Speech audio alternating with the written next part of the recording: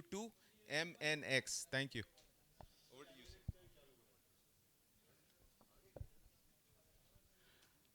Okay, gentlemen, I am not seeing any ladies here, so it's only gentlemen. So there are some. Okay, my apologies, ladies and gentlemen. So I just think some people think it was starting at 3. It was supposed to be at exhibition hall 1, exhibition hall. Now it's shifted here. So there may be some mismatch. But please allow people to come in. Huh? There are some people who come at 3. Okay. So my name is Mahendra Negi. I was a Navy veteran, a Navy pilot, and I've been a ham for 4 decades. So uh, one of my passions was driving, riding a bike, driving a car, so flying a plane, and then I drove some ships also. So communication was something which I was fascinated by when I was a young person in the as a student, and I became a ham.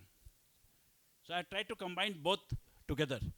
So there are lots of challenges in it, but there are ample joys also in this. So I'll. Can you hear me at the last? Yeah, yeah. Okay, okay. Yeah. So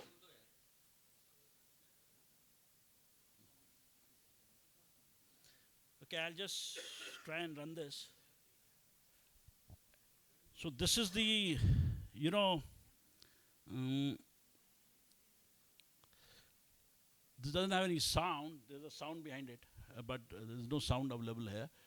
So if you see, this is my recent ride about a week back, about 5,500 kilometers in Northeast, and this is the kind of surface that I was riding on at this time in the night, and it was raining. I'm wearing a rainwear, so one has to combine your HF communication, particularly with this kind of uh, apparatus and platform. So it's not like a car. A car I've done, it's pretty easy. This is a bit challenging. Okay, a normal stage. This is my normal shack, and very comfortable. You spread out whatever you want, fix up everything, and you are on the air. And then you change once in a while, tune once in a while, add something, subtract something. This is in the car. This I've tried it out many times. A lot of DXing, pretty good, very comfortable, easy setup. There are various variations to this.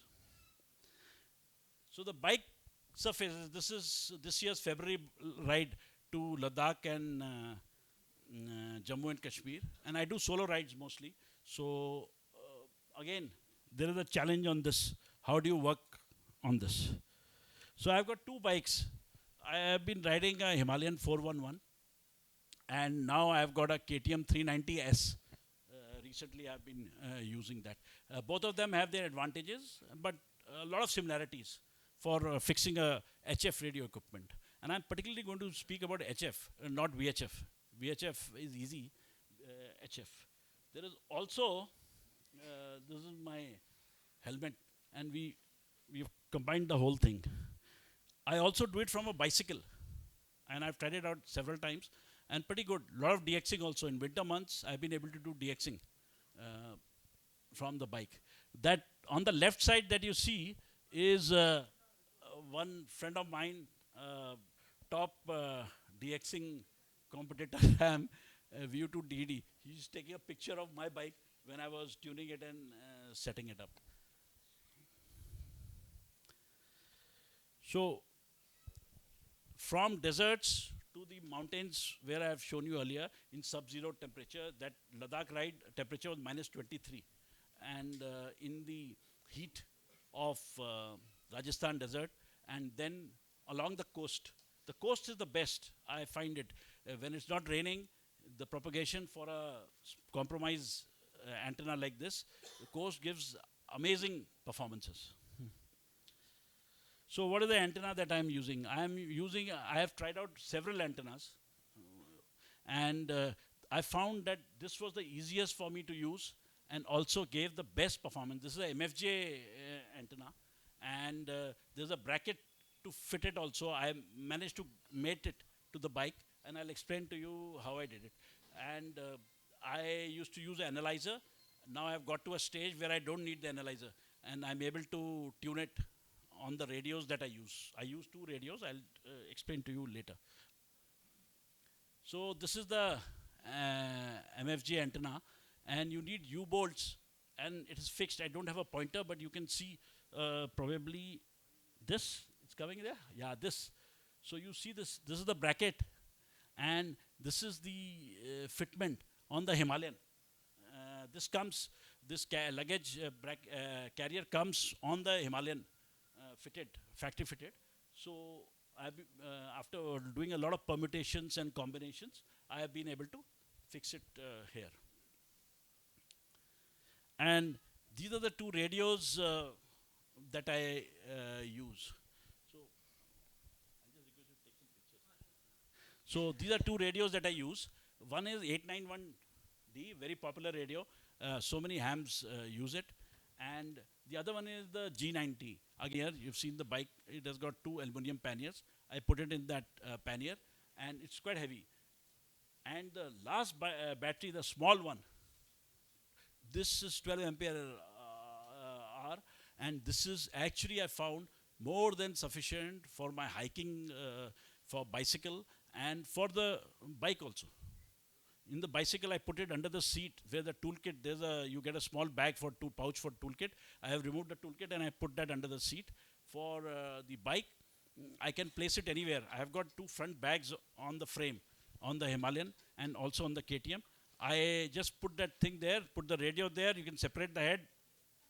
In the Himalayan, I've changed the handle also, and I can bolt it on and use it. I'll show you how I am using it on that.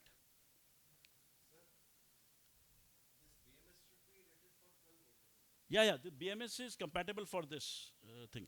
But this is separate. I'll show you where I'm charging and how I'm doing that later. This is the charger I'm using. I tried 3 chargers, and finally I found this to be the best.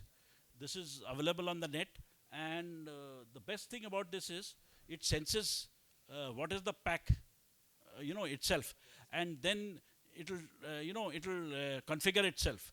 And you can also charge the lead acid batteries, which means you can charge your bike battery also if sometimes you get stuck somewhere and by mistake you have run out the bike battery, then you can use this to charge the bike battery also. It charges the normal lead acid batteries, it charges lithium ion, it charges lithium ferrous phosphate. All 3 it charges. It's very light, very small, and you can carry it on the bike without any problems. So this is a fantastic thing.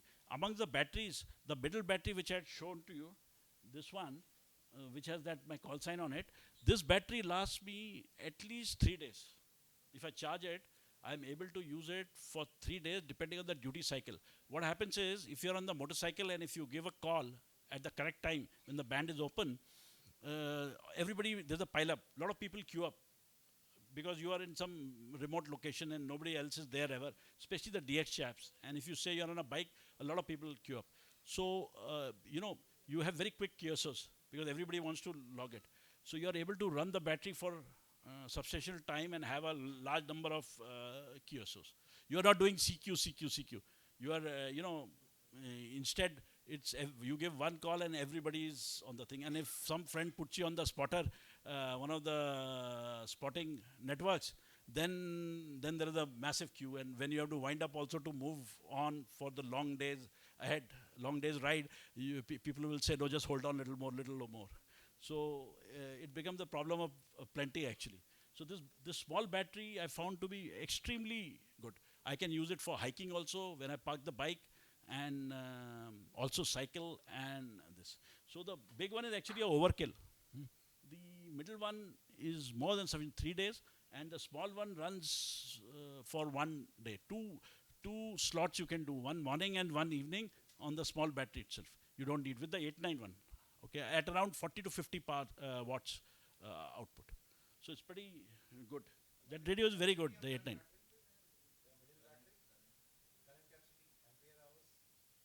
Which one? This is just 12 ampere hours. Huh. Middle one. That is some 24, around 24 or so. Okay.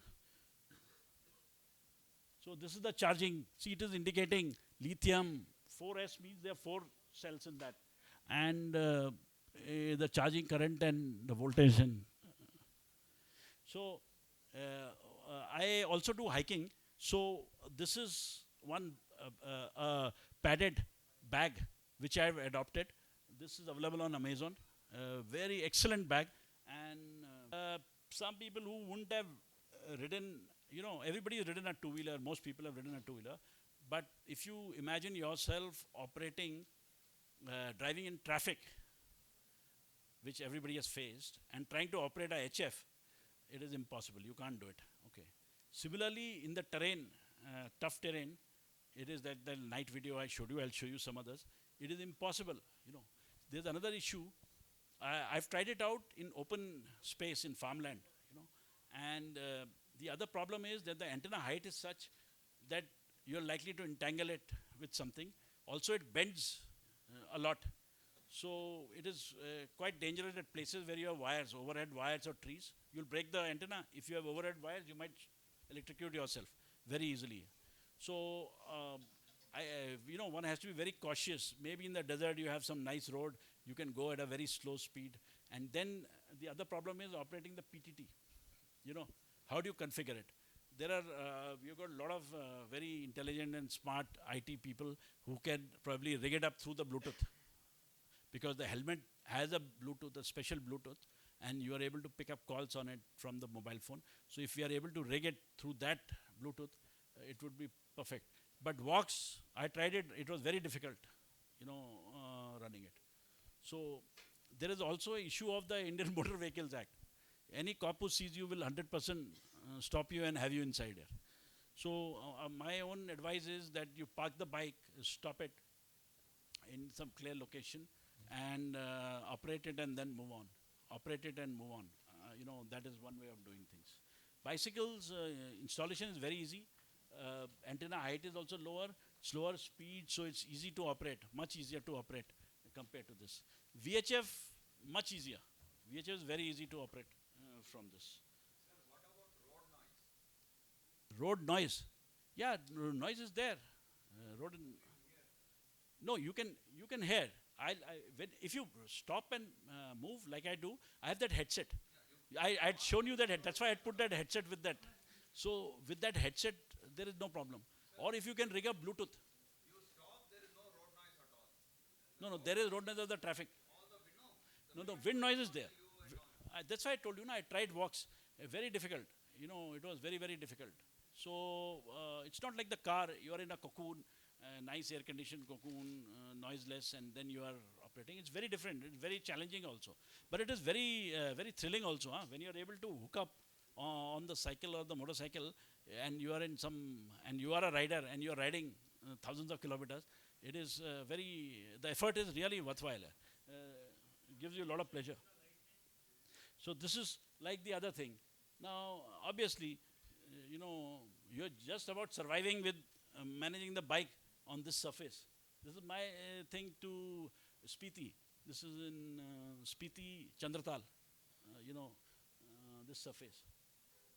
It's from my camera, on my bike, the Himalayan. It's pretty tough.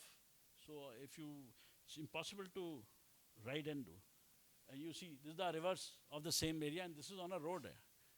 But even then, the surface was pretty bad. Sorry? That one, that is for the camera, the mic for the camera. So there are already 3-4 mics running. There's a mic running for the Bluetooth. There is a inside, which is wired inside the helmet, and it's a special Bluetooth. One touch you can pick up. It can read out messages also from the phone. Then there's a camera here, there's a camera on the bar, there's another camera, 3 cameras running, and then you have the radio also, and you are like, you are more wired than Group Captain Shukla on the bike. So that is there. So, and then there's places where you just can't, because I ride to places which are in the mountains and mostly on the border. So the more exciting places to ride are on the border. So you can't ride. This is at Nathula recently, about 10 days back. And obviously, if you rig up and start there. As it is, they don't allow you to take pictures there. So this thing difficult about it and doing it. Or at Doklam, I went to Doklam also on my bike. You can't operate anything there. So, but the joys are the moment you stop the bike and you are operating like this in Badmer desert. All the kids were there. These are camel herders. Their kids, young kids. Some are in class 3, some are in class 5. They are older, but by age, but in classes they are low. And many of them skip classes also. So all of them just collect around, asking what is it, and then you explain to them how it works. So this one, again, this is in Bikaner Desert. It was a desert place, but it had a school where kids were going all in uniform in the winter, with all blazers and everything. So all of them came on in this. And this is my Instagram. Those who are on Instagram, MVS Negi 66. So you could, follow me if you want and see my adventures there. Not just kids. There are these village oldies also who turn up and ask कि किससे बात कर रहे हो? The first question is बात किससे कर रहे हो? This is a question which every ham faces. कि okay, fine, but whom do you talk to? Everybody asks. This is the ham in Bhuj. He was the only operational ham in Bhuj, and he had never operated HF. He was only on the repeater, VHF repeater on Mount Abu, which they have. So he operated HF for the first time from my bike. He came on the Gujarat net in the morning on my bike. This is, you beat a lot of hams when you're riding throughout, and you take some time out, and this is the Rajkot Ham Club. And this is, you see this Raju Bhai on Baroda. And this is, anybody is interested and is on Instagram, on the top, MVS Negi 66. You can follow me there and watch my adventures on that. Thank you very much. Thank you, Mr. Negi. Assuming that the audience has no question for the speaker, I would like to call upon Professor Asvita Sawant to present the memento as a token of our appreciation.